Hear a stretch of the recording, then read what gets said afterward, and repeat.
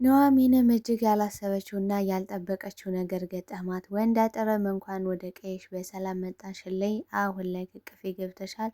ማንም በድጋሚ ከቅፌ ሊያወጣሽ አይችልም። ሁለት ወጨምሳ እንዴት አስከትለሽ ትመጫለሽ? በማለት ፍጥጫ ገጥመዋል። ዳግም በበኩሉ ኑሐሚንን በጣም ከማፍቀሩ የተነሳ ከናሆም ጋር ወደ ገጠርም ልትሄድ ስትል በፍጹም ከናሆም ጋር እንድትሄድ አልፈልግም፣ እኔ አብሬ መሄድ አለብኝ በማለት ነበረ የሄደው። አሁን ላይ ደግሞ እኔ እዛ ድረስ የመጣሁት ለኑሐሚን ብዬ እንጂ ለማንም ለድርጅቱ አጓጉቶኝ ወይም አሳስቦኝ አይደለም።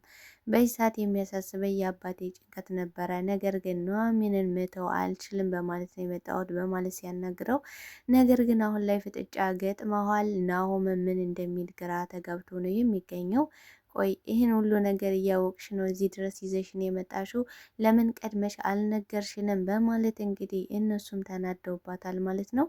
አምራንም ወንድም ታማቾች እንዲጣሉ ሴራዋን እየጎነጎነች ትገኛለች።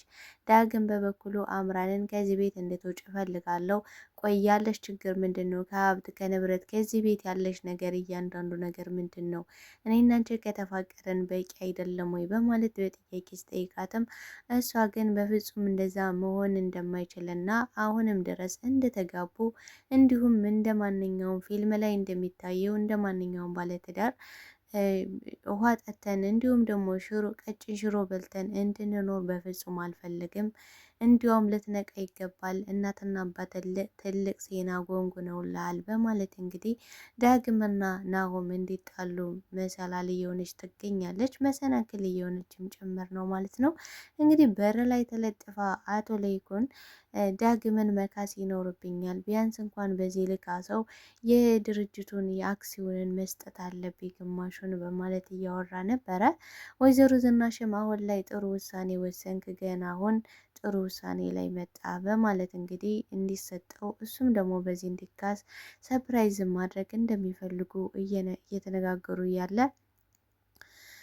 ሴረኛው አምራንም በረሰል ተለጥፋ እየሰማች ስለነበረ ሁሉንም ነገር እንግዲህ ናሆም እንድትውጭ ብሎ እየጠየቃት ባለበት ሰዓት አንተ እኔን ለማስወጣት ደፋ ቀና ትላለህ፣ እናትና አባትህ ግን አንተን እዚህ ቤት አሽቀንጥረው ለመጣል አንተን ለመጣል እየጣሩ ይገኛሉ። የምር ግን አንተ ልጃቸው ነህ ወይ? የምር ወልደውሃል? እርግጠኛ ነህ? ግን በዚህ የሆነ ነገርም አለ በማለት እንግዲህ ናሆም እናት አባቱ ላይ እንዲነሳ እንዲሁም ደግሞ ከወንድሙ ከዳግም ላይ እንዲነሳ እያደረገች ትገኛለች።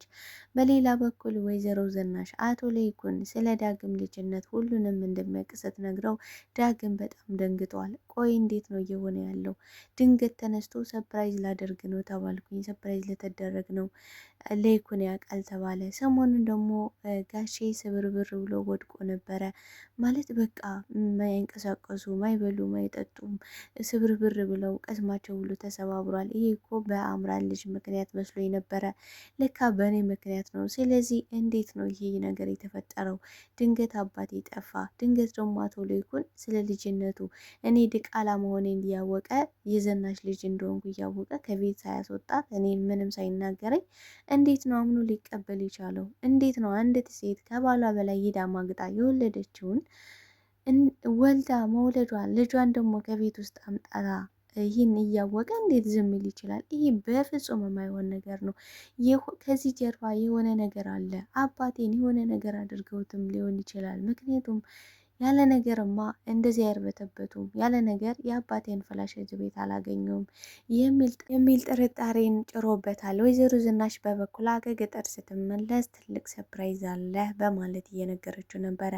ነገር ግን ዳግም እስኪ አሁን ላይ ልሂድ እና ከኑሐሚን ጋር ትንሽ ጊዜ ላሳልፍ፣ ምክንያቱም ናሆምና ኑሐሚንን አብሬ ከሰደድኳቸው ምን ሊፈጠር እንደሚችል አላቅም። እሷ በጣም ነው የምትወደው ኑሐሚንን። ስለዚህ እነሱ ጋር አብሬ መሄድ አለብኝ በማለት እንግዲህ ጉዟቸውን ቀጥለው ነበረ። ከደረሱም በኋላ የድሮ እጮኛዋ የነበረው ሊያገባትና ሲያስቸግራት የነበረው ወንድ አጠር አሁን ላይ እንኳን ወደ ቀይሽ በሰላም መጣሽልኝ፣ ነገር ግን ወጭ ምሳዎችሽን አስከትለሽ መምጣትሽ ልክ አልነበረም።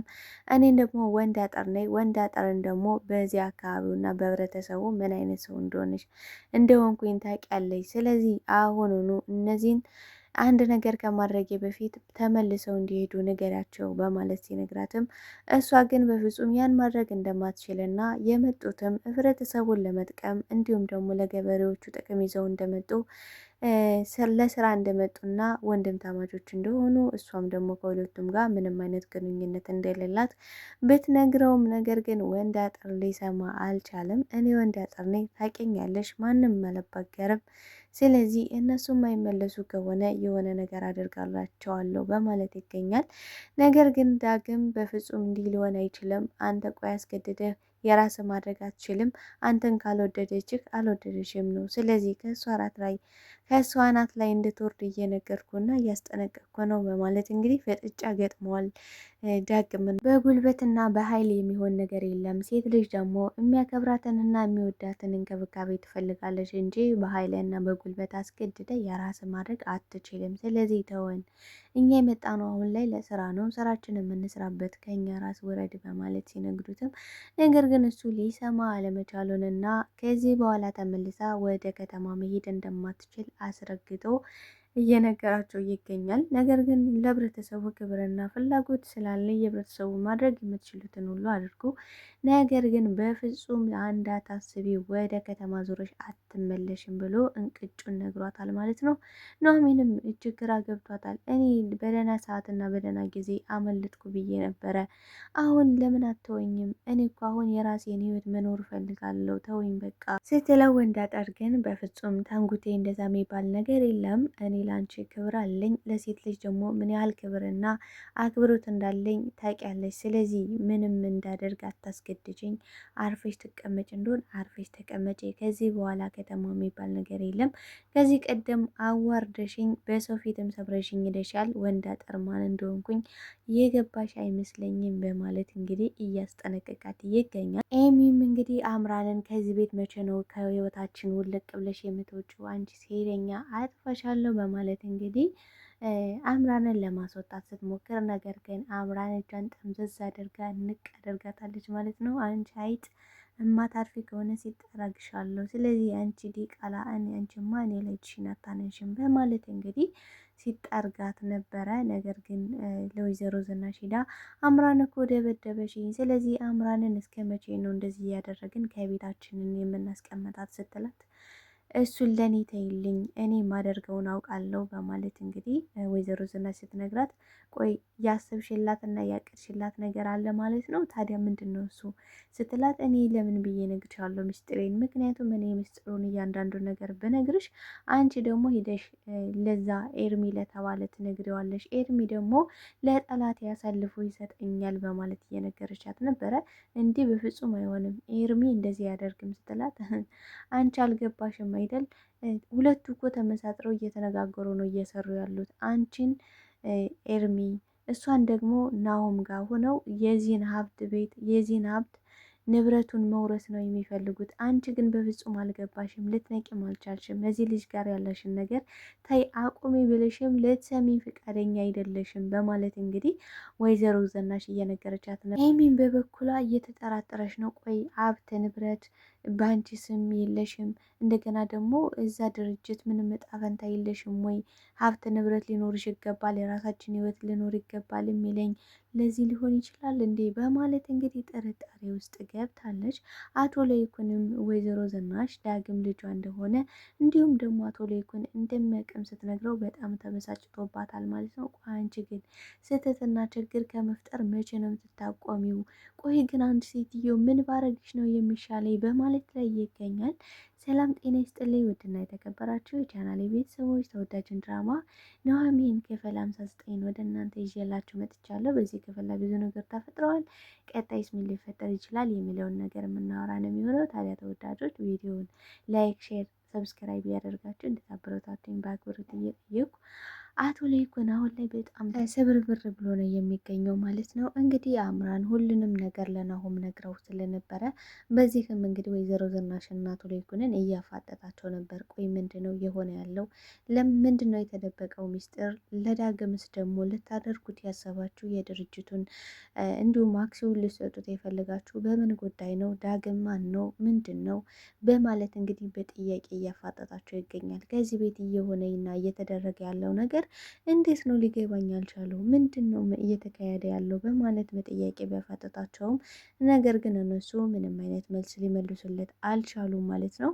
እንግዲህ ዳግም በራሱ ከወንድሜ ጋር የሚያጋጨኝና የሚያጣላኝ ነገር እንደሆነ እርግጠኛ ነኝ። ምክንያቱም አሁን ላይ አምራንን ለመበቀል ወንድሜ ለማናደድ ብለሽ ያልሆነ ነገር እየሰራሽ እንደሆነ እርግጠኛ ነኝ። ምክንያቱም ያለ አንዳች ነገር መቼም ዲቃላ እንደሆንኩኝ እያወቀ ባልሽ ማለትም አቶ ለይኩን ለእኔ ስጦታ ወይም ደግሞ ሰርፕራይዝ ሊያዘጋጅልኝ በፍጹም አይችልም በየትኛው ካልኩሌሽን በማለት እንግዲህ ስጠይቃትም እሷ ግን አንተ ደግሞ ችግር አለብህ፣ ብዙ ጥያቄ መጠየቅ ትወዳለህ። ስለዚህ ምንም አይነት ጥያቄ አትጠይቀኝ፣ ነገር ግን አሁን ስለ አባት መቆዘምና ማዘንን ትተህ የራስህን ህይወት ልትኖር ይገባል ብለዋለች ማለት ነው። በጣም ነበር የተናደደው ዳግም። እሺ ይሁን፣ እንደ አባቴን እንደማትወጁና እንደምጠይው አውቃለሁ። ነገር ግን ለምንድን ነው በዚህ ደረጃ እኔ ስለ አባቴ እንደዚህ እየሆንኩኝ፣ አንቺ ግን ምንም ሳይመስልሽ ጭራሽ ስለ አባቴ ረስቼ የራሴን ህይወት እንድኖር የምትነግሪኝ? አባቴ እኮ ትሁትና አዛኝ፣ ርህሩ፣ እንደገና ደግሞ የመኖሬ ምስጢር፣ የመኖሬ ድጋፍ ነው። ያለሱ እኮ እኔ ምንም ነኝ፣ ያለሱ መኖር አልችልም። እስትንፋሴ ቢገባሽ በአባቴ ነው እያለ እየነገራት ነበረ።